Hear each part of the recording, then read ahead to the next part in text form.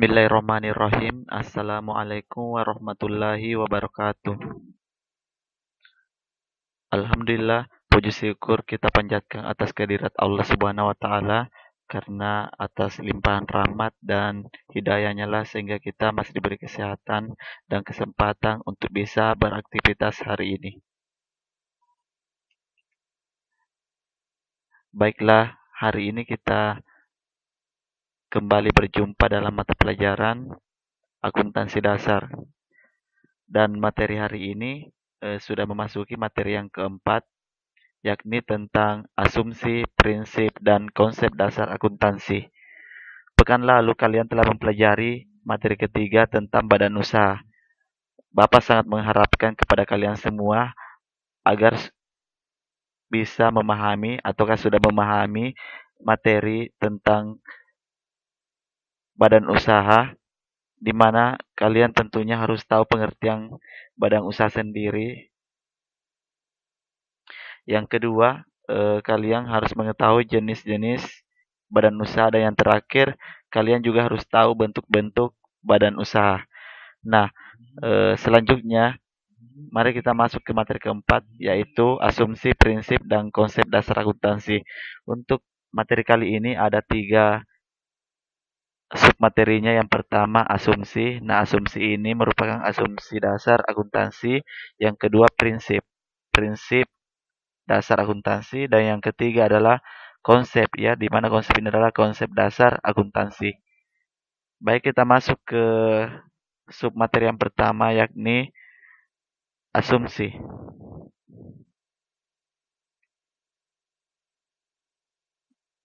Oke, ya, jadi asumsi dasar akuntansi. Ya, jadi untuk melakukan sebuah kegiatan akuntansi, kalian tentunya harus memahami untuk pertama kali dasar akuntansi itu sendiri. Karena dengan kalian memahami dasar-dasar daripada akuntansi itu sendiri, tentunya kalian sudah bisa melaksanakan pekerjaan akuntansi dengan baik. Tapi jika Anda sendiri tidak memahami konsep dasarnya, maka tidak mungkin pekerjaan akuntansi bisa kalian selesaikan dengan baik, ya. Nah, untuk pertama ini adalah asumsi dasar akuntansi.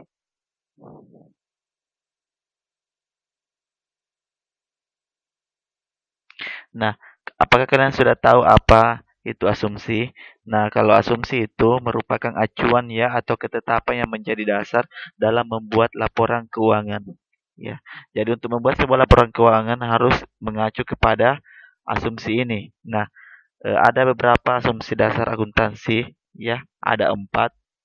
Yang pertama economy entity, selanjutnya going concern, dan yang ketiga monetary dan periodicity, ya. Jadi keempat asumsi dasar akuntansi ini sebentar kita akan jelaskan. Nah, kita masuk ke bagian yang pertama. Ya, yang tadi ini, ya, economy entity merupakan nama lainnya dari kesatuan usaha khusus, ya, atau spread entity. Nah, penjelasannya, pada asumsi dasar kesatuan usaha khusus, perusahaan dilihat sebagai suatu usaha yang berdiri sendiri yang terpisah dari pemilik perusahaan.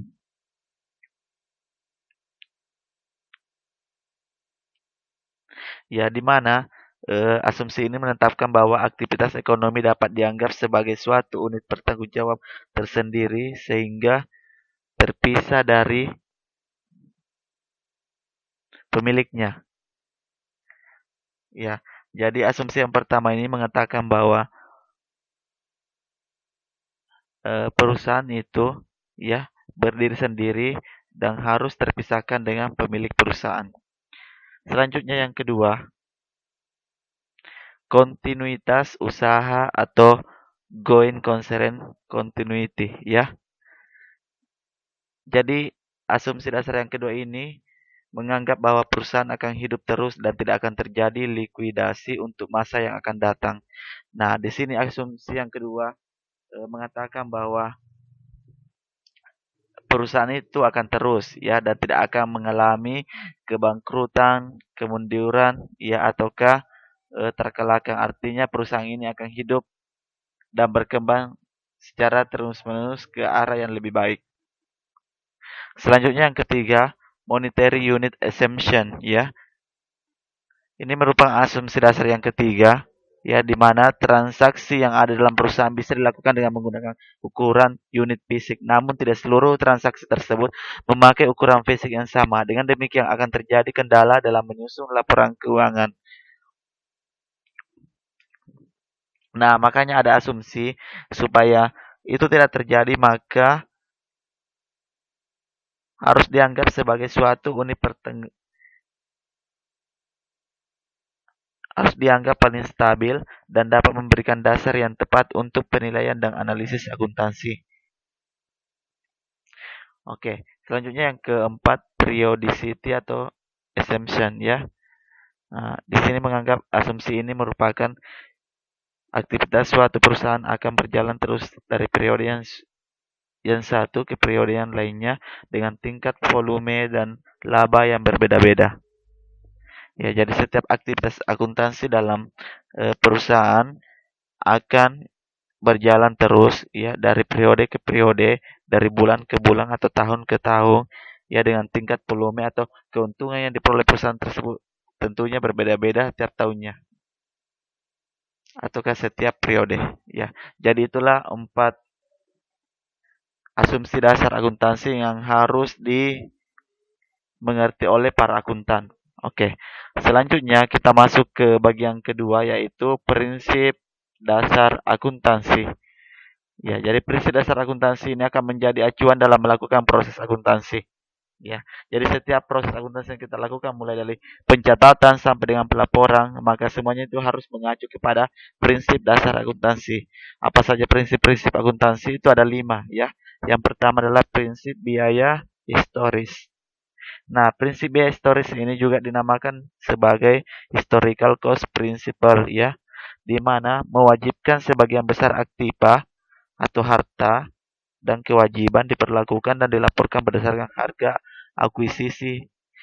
Nah, hal ini yang dinamakan dengan prinsip biaya historis. Yang kedua adalah prinsip pengakuan pendapatan atau revenue recognition principle. Nah, prinsip ini merupakan prinsip pengakuan pendapatan di mana aliran masuk harta-harta yang timbul dari penyerahan barang atau jasa yang dilakukan oleh suatu unit usaha selama suatu periode tertentu.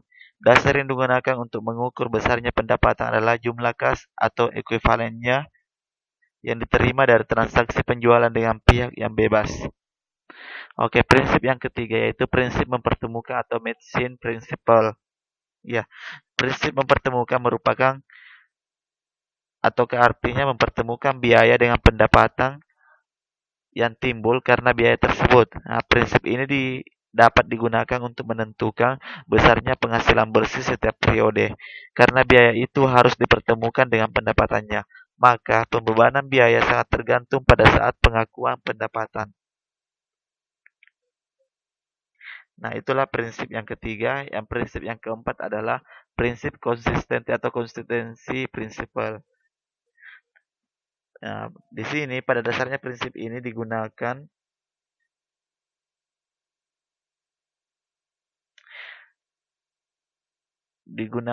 agar laporan keuangan dapat dibandingkan setiap periodenya. Laporan keuangan dapat dibandingkan dengan tahun-tahun sebelumnya, maka metode dan prosedur-prosedur yang digunakan dalam proses akuntansi harus diterapkan secara konsisten dari tahun ke tahun, sehingga bila terdapat perbedaan antara suatu pos dalam 2 periode, ya ataukah dalam 2 tahun, dapat segera diketahui bahwa perbedaan itu bukan selisih akibat penggunaan metode yang berbeda. Nah, itulah penjelasan dari prinsip yang keempat. Prinsip yang terakhir yaitu prinsip pengungkapan lengkap atau full disclosure principle. Artinya apa? Prinsip ini merupakan menyajikan informasi yang lengkap dalam laporan keuangan. Laporan keuangan harus disajikan secara lengkap karena informasi yang disajikan itu merupakan ringkasan dari transaksi dalam satu periode dan juga saldo-saldo dari rekening tertentu. Tidaklah mungkin untuk memasukkan semua informasi-informasi ke dalam laporan keuangan. Ya, jadi yang dimasukkan itu adalah bagian yang penting atau masalah biaya saja. Ya, itulah prinsip yang kelima. Nah, jadi itulah tadi 5 prinsip-prinsip dasar akuntansi yang harus kalian tahu dan pahami.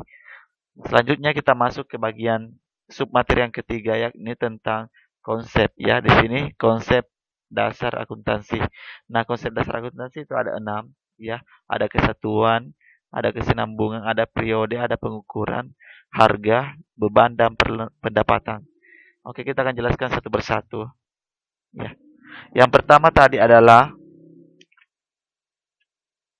kesatuan. Nah, kesatuan artinya kesatuan akuntansi. Penjelasannya, kesatuan akuntansi berarti data dan informasi yang disajikan dalam laporan keuangan harus jelas menyebutkan unit atau perusahaan yang dilaporkan. Ya. Nah, jadi konsep dasar yang pertama ini adalah kesatuan akuntansi. Nah, artinya eh, di dalam sebuah laporan keuangan yang kita buat nantinya sebagai seorang akuntan itu harus jelas di dalam bahwa laporan keuangan yang dilaporkan itu adalah milik perusahaan ini. Kemudian unit-unitnya juga ya seperti unit pemasarannya, unit keuangannya, dan unit administrasinya. Semua harus jelas diolah oleh seorang akuntan. Nah, itulah yang pertama mengenai konsep dasar akuntansi. Yang kedua adalah kesinambungan. Ya, kesinambungan di sini adalah kesinambungan perusahaan. Nah, penjelasannya, kesinambungan perusahaan dimaksudkan bahwa akuntansi diperlukan oleh pihak yang berkepentingan karena didasarkan pada asumsi, asumsi kesinambungan usaha. Ya, artinya di sini bahwa ya akuntansi sangat diperlukan oleh pihak yang berkepentingan terhadap hasil laporan keuangan, di mana laporan keuangan yang nantinya kita buat itu harus terhubung ya antara periode yang satu dengan periode yang lainnya, ya antara transaksi yang satu dengan yang lainnya. Itu maksudnya. Oke, yang konsep dasar yang ketiga yakni periode akuntansi. Nah, periode akuntansi berkaitan dengan pelaporan informasi keuangan untuk perusahaan yang berkesinambungan dan dapat dibagi ke dalam periode dengan bentuk laporan keuangan.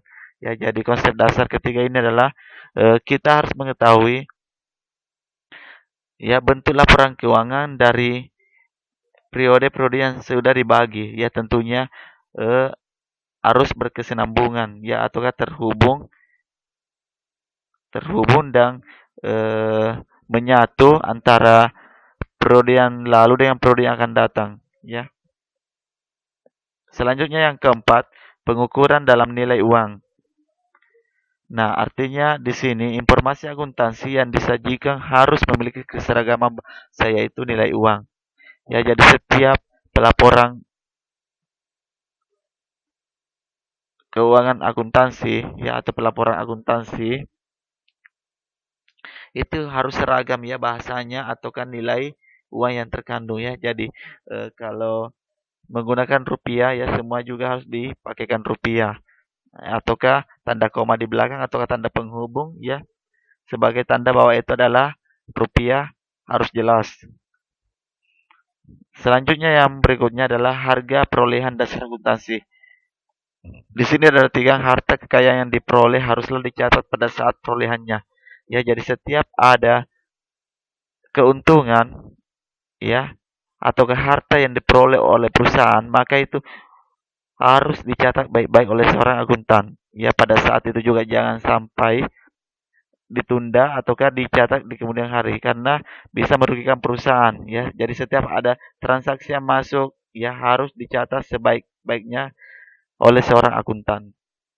Selanjutnya yang keenam, konsep dasar yang terakhir ya penetapan pendapatan dan biaya. Penjelasannya di sini, pelaporan pendapatan dan biaya harus jelas menunjukkan periode ketika harus dilaporkan dan dikaitkannya dengan aktiva atau harta dan hutang yang bersangkutan. Ya, jadi setiap eh, pendapatan dan biaya yang dikeluarkan oleh perusahaan itu ya harus menunjukkan periode pada saat kalian melaporkannya. Ya, jadi harus dikaitkan dengan berapa harta yang diperoleh dan berapa hutang yang dihasilkan oleh yang bersangkutan ataukah pemilik perusahaan. Ya, jadi harus jelas pelaporannya. Nah, itulah konsep dasar akuntansi. Oke, jadi itulah materi untuk kali ini ya. Semoga apa yang saya sampaikan bisa kalian mengerti. Kalaupun ada pertanyaan yang ingin kalian ajukan ataukah ingin memberikan komentar ya mengenai pelajaran kali ini, silakan menulis di bagian komentar di video YouTube ini. Mungkin hanya itu yang bisa saya sampaikan. Lebih dan kurangnya mohon dimaafkan. Wassalamualaikum warahmatullahi wabarakatuh.